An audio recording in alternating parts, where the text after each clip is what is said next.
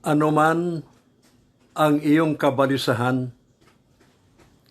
kay Jesus mo iwanan, tiyak ikaw ay pakikinggan. Amen. Isang milyonaryong binata ay meron po siyang kaisa-isang pamangkin. At siyempre, dahil mayaman at binata ho ito, milyonaryo, wala siyang pagmamanahan kundi yung kaisa-isang pamangkin niya. Okay? At nung pinamanahan, ibinibida nitong pamangkin, marami hong nagtataka, bakit ang pamangkin niyang ito naging instant milyonaryo? Naging instant milyonaryo. So, yung mga nagtataka ngayon, natutulala, paano naging milyonaryo kaagad yan? Instant, kaagad. Kaya tinanong, ano ho bang sikreto ninyo? Bakit sa isang kisap mata naging milyonaryo kayo? Ang sabi po nitong pamangkin nung milyonaryo, ang sikreto ko ay 4 na D. Dis. D. Unang D, determination. Determinado ako na ako'y magiging milyonaryo. Pangalawang D, discipline. Disiplinado ako. Pangatlong D, dedication. Sabi niya, talagang tapat ako. Tapos nung yung pagdating ng pang-4, nag-post, biglang huminto. Kaya sabi nung nagtanong, ba't ho kayo huminto? Ano ho yung pang-4 na D? Ito ang sabi niya, death of my uncle. Pagkat nung namatay ang uncle ko, binata, milyonaryo, walang anak, ako ang kaisa-isang pamangkin, kaya sa akin ipinamana. Yan ang pang-4 na D. Mga kapatid, hindi ho lahat tayo ay merong uncle na pwedeng pamamanahan tayo. Okay?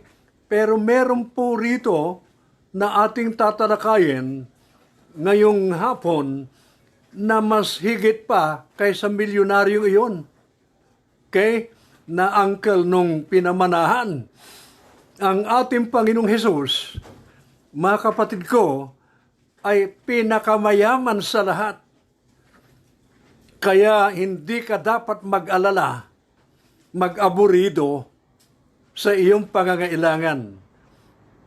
Ituturo lang sa atin ng Panginoon ngayon kung ano ang dapat nating gawin na sikreto para tayo po ay umunlad, para tayo magtagumpay sa ating tatalakayin ngayon na pinamagatang worry.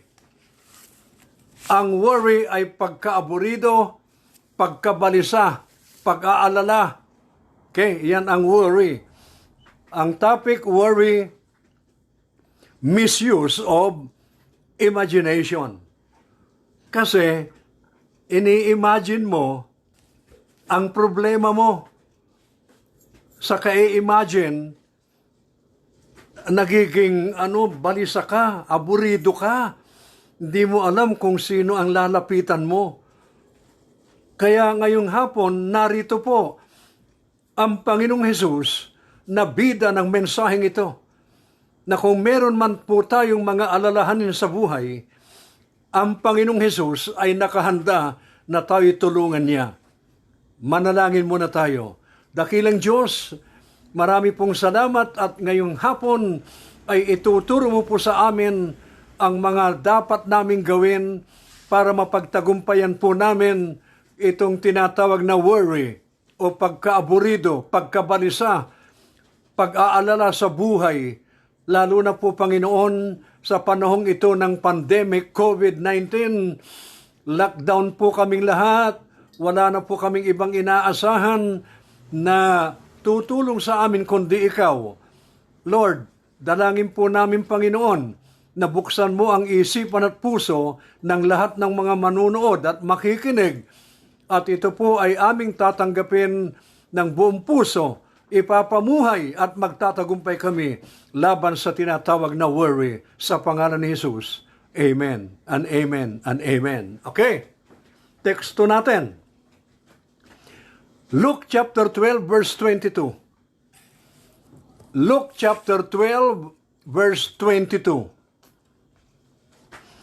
Then Jesus said to his disciples, "Therefore, I tell you, do not worry about your life, what you will eat, or about your body, what you will wear." Okay.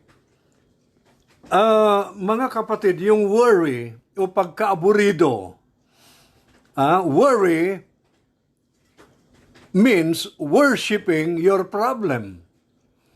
Pag nag-aaburido ka, para mo nang sinasamba yung problema dahil nakatutok yung utak mo, buong puso mo doon sa problema.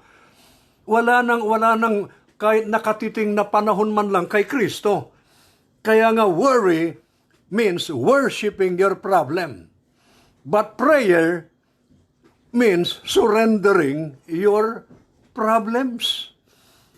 Imbis di mag-worry at nakapokus sa problema, mag-pray ka para ang isipan mo, puso mo, nakapokus sa Panginoon. Now, what is the difference? What is the difference between worry and concern? Ano ang kaibahan ng worry at saka concern? A worried person sees the problem. A worried person sees the problem. But a concerned person sees the solution of the problem. O kung talagang may concern ka sa sarili mo, mahal mo ang sarili mo, ayaw mong mag-aburido ang sarili mo, then solution ang hanapin mo. Hindi yung itututok mo yung utak mo sa problema. Bakit? Because worry destroys your beauty.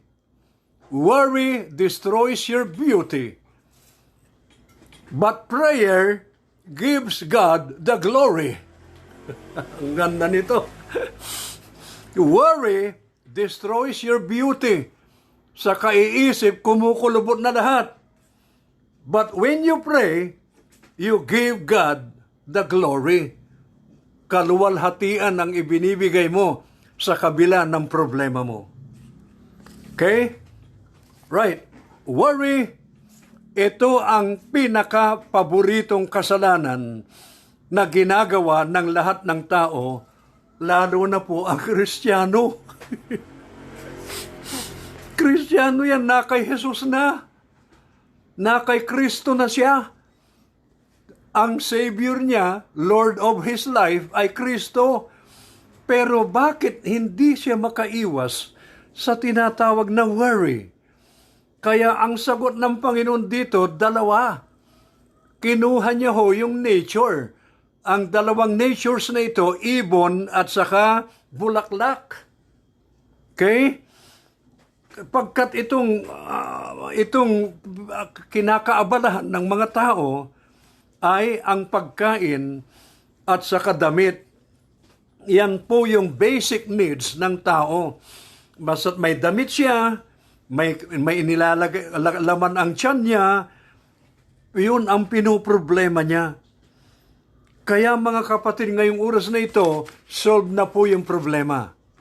Okay? May ugali ang tao na pag hindi naibigay ang kanyang hinihingi, aburido, nag-aalala. Kaya ito po ang sagot ng Panginoong Hesus. Pagkat nasilip niya ang nilalaman ng puso ng mga Hudyo na tinuturuan niya at that time, tinuturuan niya yung mga alagad niya, nag-aalala, aburido sila sa kanilang kabuhayan, kung anong isusubo, kung ano ang daramitin, Kaya ang sabi ng Panginoon sa ating teksto, again, Luke 12:22, huwag kayong mabagabag. Sa Tagalog yun, huwag kayong mabagabag. Actually, ang issue dito, hindi yung pagkain at saka yung daramitin. Anong issue? Ang issue, worry. Yung pagka-aburido. Okay? Yun talaga ang number one na issue. Okay? Hindi tayo dapat mag-alala sa ating pangangailangan. Okay? Tandaan ho ninyo yan, mga kapatid ko. Alright. Ang ulitin natin uli, ang Luke 12:22. Huwag kayong mabagabag. Yang phrase na yan, huwag kayong mabagabag, sa Greek, ay may tatlong kahulugan. Pag ang tao'y nababagabag, number one, nahahati ang isip. Divided mind. Pagkat alam niya na ang kasagutan ng kanyang problema, Panginoong Hesus. Alam niya yan, bukas siya sa katotohanan. Hindi ho siya bulag. Alam niya, ang mga pangako ng Panginoon, itong sinasabi ko ngayon, alam ng Kristiyano yan. Pero sa kabila ng kaalaman na niya, na ang Panginoong Hesus ay hindi magpapabaya, ipinufocus pa rin niya yung isipan niya sa isa pang anggulo, nag-aaburido. Kaya ang utak niya, hati. Hati ang utak. Magbabasa ng pangako ng Panginoon, hindi ako pababayaan. Pagkatapos yung hiningi niya, hindi pa ibinigay, mag-aaburido. Anong saysay? Yung ating binasa. Wala tayong natutunan. Bakit? Doble ang utak natin nahahati. So worry means divided mind. Pangalawa, na background ng worry sa Greek, mawasak ang buhay. Knockdown, ang ibig sabihin, knockdown ang buhay. Bakit? Sa pag-aalala, naapektuhan na ho ang kanyang buhay. Imbis na magtrabaho, hindi na makapag-concentrate. Pati physical na pangatawan niya, mangangayayat. O yan ang pangalawang effect ng nag-worry. At ang pangatlo, madurog ang plano. Marami tayong plano sa buhay. Na kung minsan ito po ang nagiging hadlang ay ang worry. Pagkabalisa, pagkaaburido, pagkat sa pag-aalala natin nasisira ang lahat ng magagandang plano ng Panginoon sa ating buhay. Okay? Yan ang napapala ng taong aburido, ng taong punong-puno ng kabalisahan. At kung minsan, kung hindi na niya makayanan, ang resulta niyan, ang patutunguhan niyan, loob ng Mandaluyong. Masisira na ho yung utak. At alam ko ho, very timely ang sermon na ito. Bakit? Pagkat lahat tayo mga tao sa buong mundo lockdown. Walang maisaing, walang subo sa bibig, diretso sa tiyan, walang laman. Patong-patong ang problema. Walang trabaho. Lugi na ang negosyo. Drug addict ang anak. Tumanggap ng rasyon mula sa DSWD.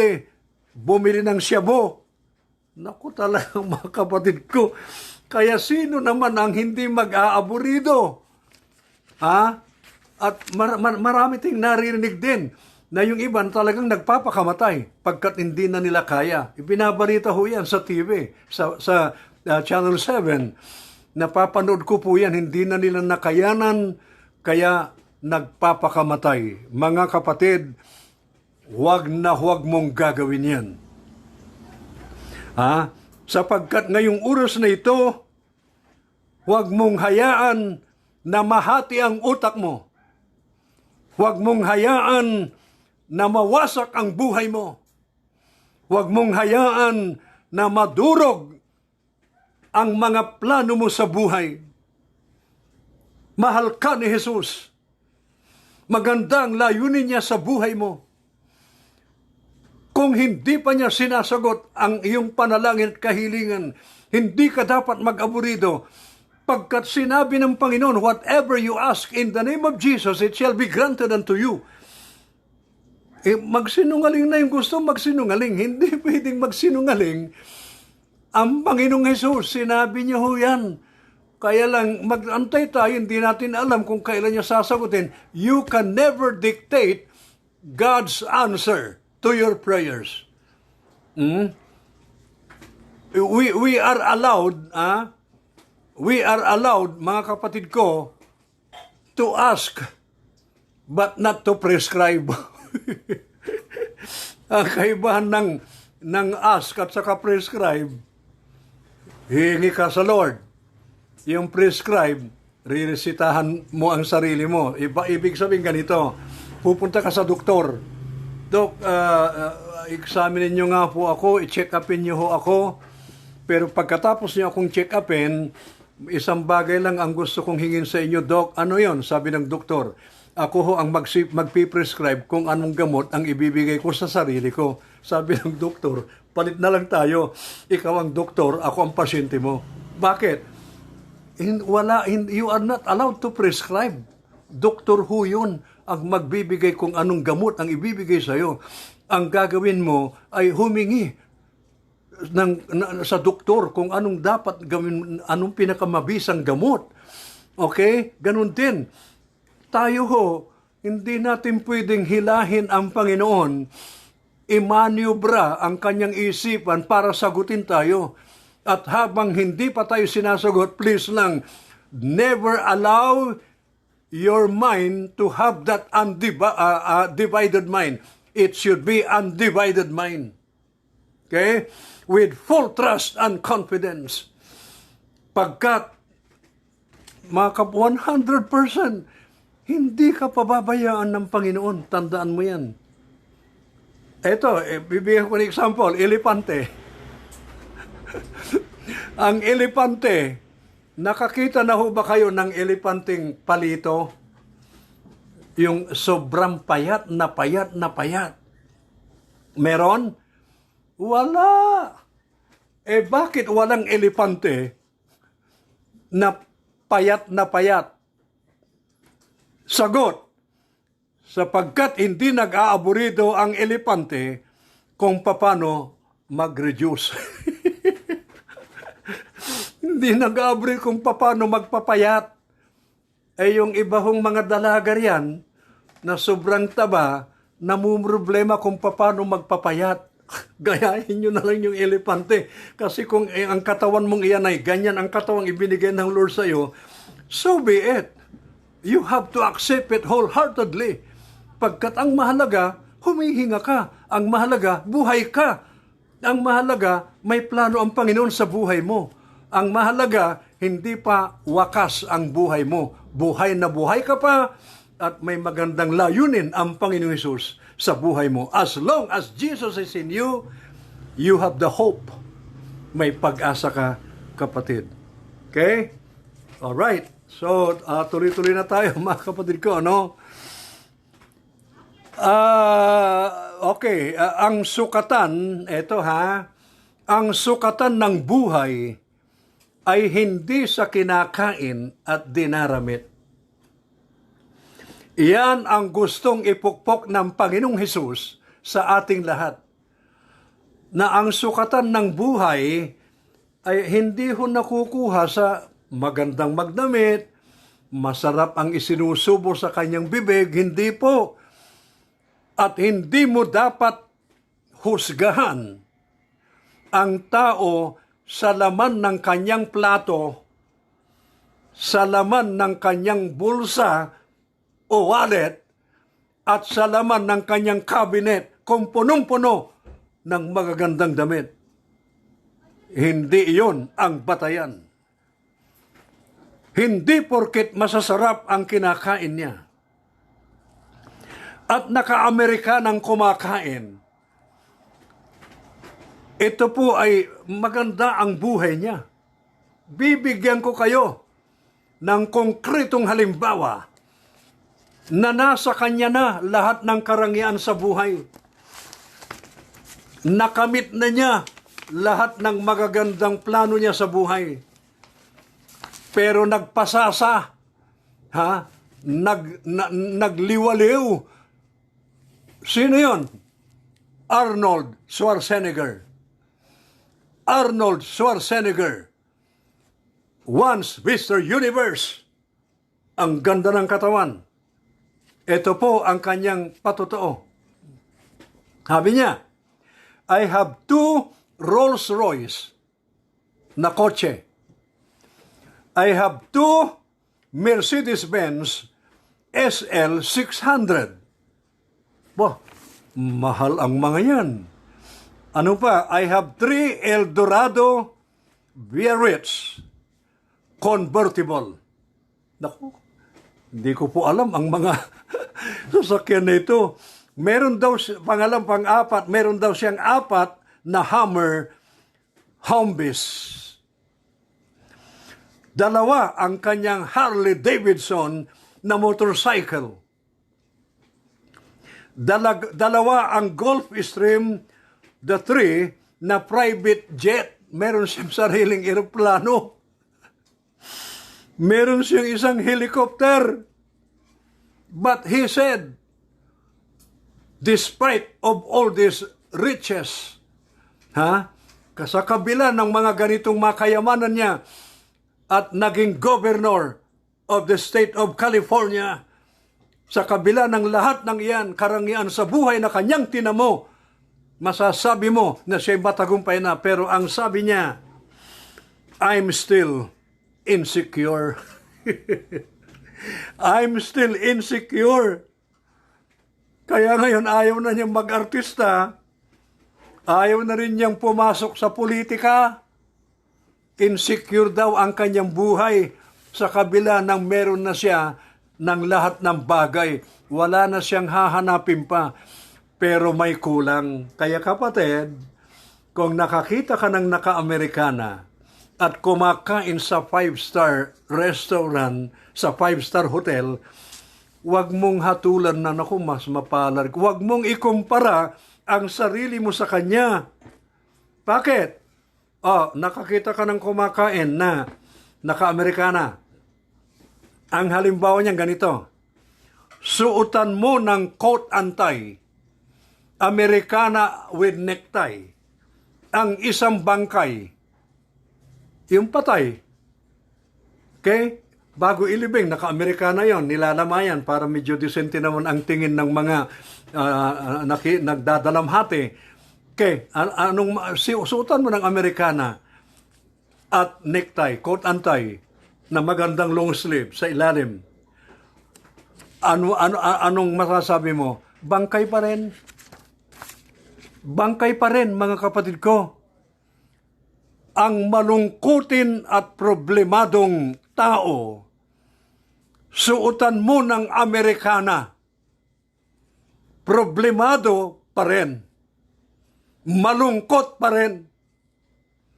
Pagkat ang totoong kayamanan ng tao ay ang laman ng puso, hindi laman ng bulsa. Ang totoong kayamanan ay yung kayamanan ng laman ng puso, hindi yung kayamanan na masasarap ang kinakain, kundi kayamanan na si Jesus ay nakatira, nananahan sa kanyang puso. Praise the Lord! Kaya naman nagtatampo ho tayo sa Panginoon dahil ikinukumpara ho natin ang ating sarili sa mga mayayaman. Yung kinakain ho nila, yung dinaramit nila, yung mga sasakyan nila, bakit tayo wala? Totoo, I tell you, sa katunayan natural, hindi mo mapantayan. Pero hindi ka mapantayan pagdating sa puso. Pagdating sa puso. Pagkat yung kanilang kinakain, didiretso sa CR, inodoro. Ang kanilang dinaramit, ilang taon, kopas na, sira na, punit na. Ang pera, ang favorite word ng pera, goodbye. Bakit goodbye? Kasi marami tayong naririnig. Ano ba ito? Yung pera ko, dumaan lang sa palad ko, wala na. O kaya nga, ang favorite word ng pera, goodbye. Kapag hindi siya nananatili sa bulsa mo, maya-maya wala na yun. Ha? Pero kung si Jesus ay nasa puso mo, si Jesus ay nananahan sa buhay mo, nananatili, hindi didiretso sa CR, hindi naluluma, hindi kumukupas, hindi napupunit.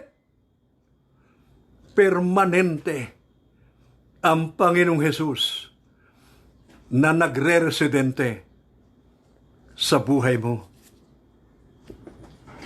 Kaya kapatid, naway itong mensaheng ito, naliwanagan tayong lahat. Na huwag niyong ihambing ang inyong sarili sa kahit kanino man. Because in the eyes of God, you are unique. You are special. You are somebody in the eyes of the Lord Jesus Christ. With Jesus Christ in your life, in your heart, you need not to be worried. Hindi ka dapat mag-alala. Mahal ka ni Jesus. Tandaan mo yan. Ngayong oras na ito, bubuksan natin ang invitation. Kung may matindi kang problema, nag-aalala ka, nag-aaburido ka, nahahati ang utak mo, halos mawawasak na yung buhay mo. Ngayong oras na ito, ang napakatinding pagkakataon na ibinigay ng Panginoong Hesus na siyang tanging lunas lamang. Lapitan mo siya 24/7, walang appointment needed. Tawagan mo siya anytime of the day, of the night, of any hour. Tawagan mo siya. Always, ever ready to help you. Kaya kung may problema ka, pumikit ka. Kung pumikit ka sa iyong kinalalagyan ngayon na lugar, taas mo yung dalawang kamay mo. At habang nakataas ang dalawang kamay mo, sumunod ka sa akin sa panalangin ito. Pumikit tayong lahat. Panginoong Hesus, ako'y nagpapasalamat sa iyo at narinig ko ang tanging lunas ng mga dahilan kung bakit ako nag-aaburido o namumroblema o nag-aalala, Panginoon. Ikaw lang pala ang kalutasan, Panginoong Hesus. Kaya sa oras na ito, Lord Jesus, isinusuko ko na po sa iyo lahat ng aking problema, lahat ng nagpapabigat sa aking dibdib, lahat ng naghahati sa aking isipan, ay akin pong isinusuko sa pamamagitan ng pananampalataya at ilalagak ko ang lahat ng ito sa iyong kamay. At wala akong gagawin, Panginoong Hesus, kundi magtiwala ako sa iyo. Mananangan ako sa pangako mo at maninindigan ako sa iyong salita. Salamat, Panginoon, pagkat dininig mo ang aking kahilingan at panalangin. Ako ngayon ay punong-puno ng kagalakan at pag-asa sa puso ko na lahat ng aking kabalisahan, problema, pasaning dinadala, ay wala na sa akin. Nasa iyong kamay na. Salamat, Panginoong Hesus, sa biyaya mong ito na aking tinanggap. Sa pangalan ni Hesus, Amen and Amen and Amen. Kung kayo pinagpala, kindly like this YouTube, kindly share what you have learned, what you have heard, and kindly subscribe first before you share it. Salamat sa inyong pakikinig. Salamat, Panginoong Hesus. In Jesus' name, Amen.